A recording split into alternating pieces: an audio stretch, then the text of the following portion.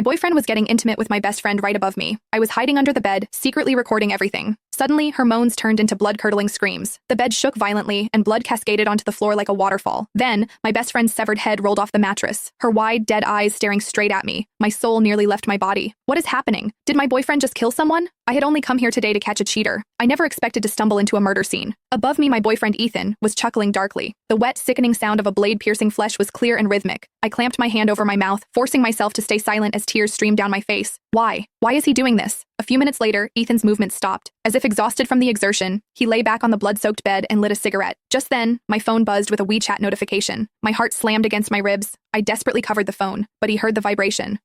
He made a questioning sound. The mattress creaked. He was lifting the covers, looking for the source of the noise. I almost sobbed out loud, fumbling frantically to switch my phone to silent mode. The second I hit the mute switch, Ethan called me. Buzz, buzz. The silent call screen lit up the darkness under the bed. He let it ring for a full minute. When I didn't answer, he hung up and sent a voice message. Babe, are you asleep? I have to work late tonight, so I won't be coming home. After sending it, I saw his feet slide into slippers and hit the floor. The floor was covered in Sarah's blood. Ethan walked through it, leaving a trail of bloody footprints. He seemed to be searching for something in the room. Suddenly, he coughed violently twice. I jolted, so tense I forgot to breathe. Sarah's bloody head was right in front of me, staring. Her severed neck was still oozing, her face frozen in a mask of shock and terror. Ethan walked around the room naked but didn't seem to find anything. He went to the kitchen, grabbed a cleaver, and returned to the bed. His large feet were inches from my face. Then, he began to dismantle the body, chop after chop, as casual as a butcher cutting meat. Accidentally, he kicked Sarah's head. The gory object rolled deeper under the bed, coming to rest cheek to cheek with me. I slammed my hands over my mouth, shaking uncontrollably. The metallic stench of blood was overpowering. I wanted to vomit. I don't know where I got the courage, but I reached out and pushed her head outward slightly. Just as Ethan stepped forward, he kicked the head like a soccer ball, sending it flying across the room. Ethan paused, stopping his work. Blood dripped steadily from the cleaver in his hand. I prayed silently in my heart. Don't look under the bed. Please, don't look under the bed. After a few seconds of hesitation, he walked over to retrieve the head. I let out a silent breath.